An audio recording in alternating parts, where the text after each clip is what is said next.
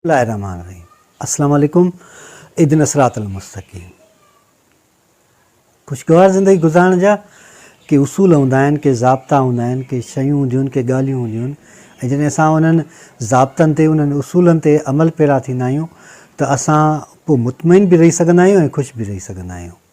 खुशगवार ज़िंदगी हर माण्हू जो ख़्वाबु हूंदो आहे, ख़्वाहिश हूंदी आहे त हू उहा खुशगवार ज़िंदगी गुज़ारे या हुनजी ज़िंदगी अहिड़ी पुरसुकून हुजे जो हुन में कंहिं बि क़िस्म जो झंझट न हुजे, कंहिं बि क़िस्म जी परेशानी न हुजे, कंहिं बि क़िस्म जो ॾुखु न हुजे, या हुनखे कंहिं बि क़िस्म जी अहिड़ी हैरत में विझंदड़ शइ न हुजे जो अचानक थिए ऐं हुन जा जेकी प्लानिंग आहे या हुनजी जेका मनसूबाबंदी आहे उन माण्हूअ जी उहा ख़राबु न थिए। उन जे लाइ त हर माण्हू सुबुह सां उथी कमाइण वञे थो, वरी वापसि शाम जो अचे थो, या के त वरी ॿार हलिया था वञनि। उनजो मुख्य सबबु इहो आहे त असां चाहींदा आहियूं त कंहिं बि तरीक़े सां खुशगवार ज़िंदगी थिए।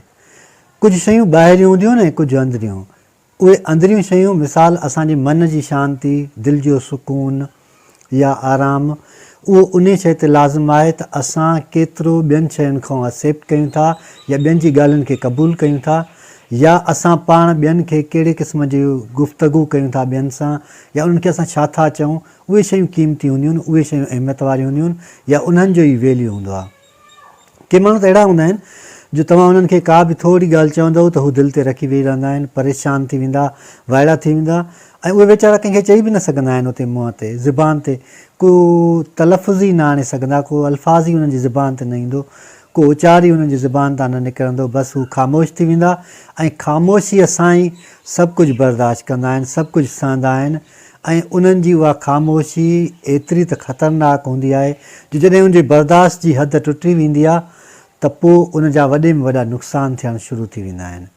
ऐं ॾिठो हूंदो त असांखे आम तौर ते चयो वेंदो आहे त तव्हां कंहिं बि शइ खे या कंहिं बि अमल खे बर्दाश्त कयो, सब्रु कयो। सब्रु ऐं बर्दाश्त ॿ अलॻि अलॻि शयूं आहिनि जेके असांजी लाइफ ते इम्पैक्ट कंदियूं आहिनि, असरअंदाज़ थींदियूं आहिनि। सभ खां पहिरीं तव्हांखे हिकु शइ त हमेशह ज़हन में रखणु घुरिजे, कहिड़ी त स्माइल जेका मुस्कुराहट हूंदी आहे उहा हर पल तव्हांजे चहिरे ते हुजे।